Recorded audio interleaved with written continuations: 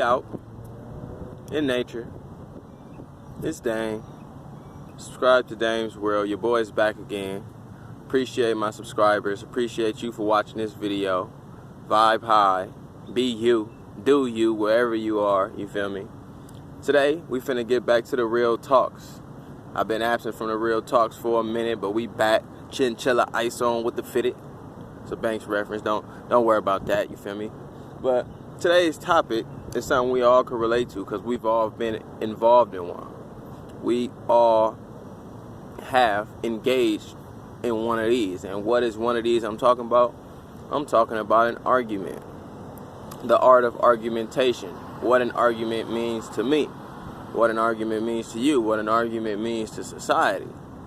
And I will start off by giving a definition of what it means to me to argue. Because people be like, damn, you're argumentative. Like, you're real argumentative. And what I would say to you, you're right, I am argumentative. If you want to know why, I got an argument for why I'm argumentative. I like to argue, for one. Let me establish that. My definition of argument doesn't have a negative connotation to it. So that would be my definition in comparison to what I think is the social norm. Because when you hear the word argue, you take a negative outlook on it. Like, oh, they're arguing, so it's something bad. It's something like they're beefing. Like, two individuals can't coexist while arguing type deal. You know what I'm saying? I feel like ideas, if it's an idea, concept, it can be argued because there are more concepts. You can't find a concept that doesn't have a contrasting concept. You can't, if you're on this video right now, find me a concept that can't be contrasted or can't be debated, can't be argued.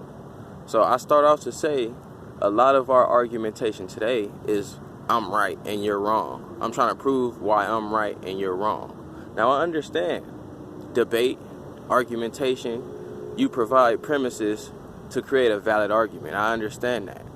But the soundness or unsoundness of your argument is not dependent on you.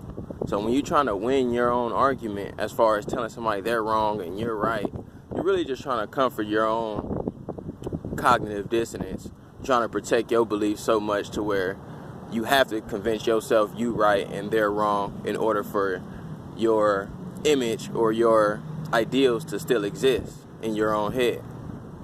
For me, like I said, ideas, they all can be contrasted. An idea is what you created. It's separate from you. So I don't take somebody attacking my idea as personal. So when I'm engaged in argumentation, I'm attacking the idea at hand. And I want to attack it or challenge it because I want to hear more information. Apparently, I don't agree or adhere to it. And even if I do, I still want to hear ration behind your claim.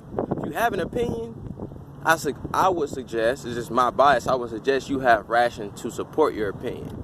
Yes, we hear the stigma of everybody's entitled to their opinion. I get it. I hear that. Everybody is entitled to their opinion.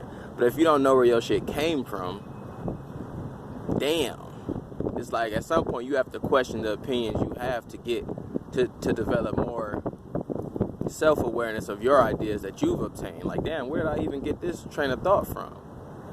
You know what I'm saying? So in that sense, I feel like we argue on a different plane that is counterproductive. A productive plane would be listening to an argument that contrasts yours and just trying to seek the reason or the ration of that person's argument. Because I'm real big on subjectivity and anecdotes and human experience. I'm not going to deny someone else's reality because I believe something different. Like, let's say I'm pro-choice.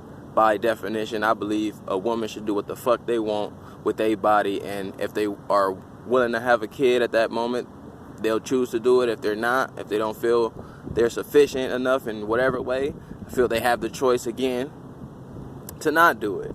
So you get that argument, and you get a pro-lifer who will instantly see pro-choice, or vice versa. A pro-choice will instantly see pro-life. Like, how could you? How could it's an emotional appeal. We have fallacies in our arguments to where instead of our rationalized reason to make our claim grounded, we use shit like you're an animal, like you're this, or you say something to kind of denounce the person rather than the idea. You know what I'm saying? Somebody could have valid reason and even moral reason for pro-life or pro-choice, and you may not know until you engage in argument and hear that perspective. But with cognitive dissonance and our layer of argument, our means of argument now, we don't even hear that. We just want to be right. We want to have the right answer. People think you can win an argument by your statement. Like if this is an example, if a nigga state whoever they think Kevin Garnett is better than Shaq, I don't know, and most of the world would pick Shaq or something like that. In argument, it's the ration behind it that you have to check. So if we're trying to choose the winner, you choose the argument at hand. You don't choose the selection. Somebody can argue Shaq in such a weak way to where I'd be like, the dude who chose KG won that argument because he had more sound points. He had more validity. Though my belief is Shaq is the better. I'm just looking at the argument in terms of win-loss, because we can't choose our own wins and losses in argumentation. This perspective. Someone around you would be like, okay, I fuck with his argument. I fuck with... All our job is, as the argument, as the people creating the argument, all our jobs are to present our case. Simple. Another point, I feel we get too emotionally attached to our ideas to where it feels like we're being attacked directly. It's your idea. You created the idea. You're not that. But we feel, if, like, let's say religion. If you're religious and I attack religion, essentially I'm attacking you because you are religion to you. You feel the ideas you've upheld are you. So we can't even I can't engage in an argument with a person of that ideal. If you believe in your ideals, and I'm starting to learn this, I struggle. I try to argue. I try to seek insight and information from others, contrasting and similar ideals. It don't work on this plane as much. I got a couple people I love to argue with. That's why I say I love to argue based on my definition, where it's free-flowing and you're actually listening to the other side, their thoughts and their reason behind it, and it actually helps you grow cognitively.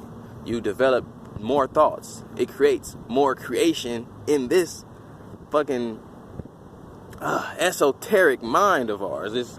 It's crazy. And then we're still diving in on other points. I have another point in the theory of subjectivity. You may not believe in subjectivity, but like I said, I believe in human experience. So who's to say what's right and what's wrong, what's correct and what's not? The whole point of us getting in an argument, to me, infers that there's nothing substantiated. There's nothing concrete. If apparently we can't have a mutual agreement upon every human here, somebody disagrees with something. Like I said, every belief has a contrasting belief. So, on the realm of subjectivity, if I can't argue, my premise will be that in an argument. Before I hop in an argument now, I'm going to try to make it that my premise has to be we don't know nothing. Because if somebody goes in thinking that they know something, they will never bend, they will never budge, they will never break their dissonance. They'll just hop into the argument like, I'm right, you wrong, or agree to disagree. You know, the cliche shit niggas say now. When you don't want to think, you say shit like agree to disagree. Or, I don't know, I just feel you wrong. Or, you know what I'm saying? In argumentation, for me, I just want to hear your case, baby. That's it. I don't give a fuck what you claim. I done argue with everybody.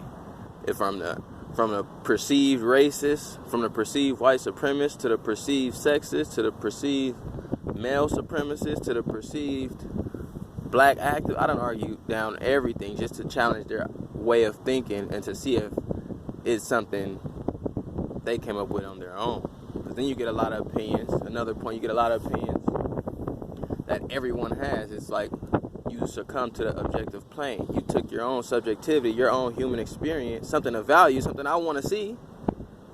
It's gone because you succumb to what they told you is objective. And, well, I'm being objective. No, you're being standardized. That's just a couple points. 9 minutes. I don't want to dive too deep. What's your thoughts on an argument? What is argumentation to you? Do we properly argue? Does argument cause growth when done properly? What is a proper argument? Just holler at your boy, man. It's Dane. Give me some light.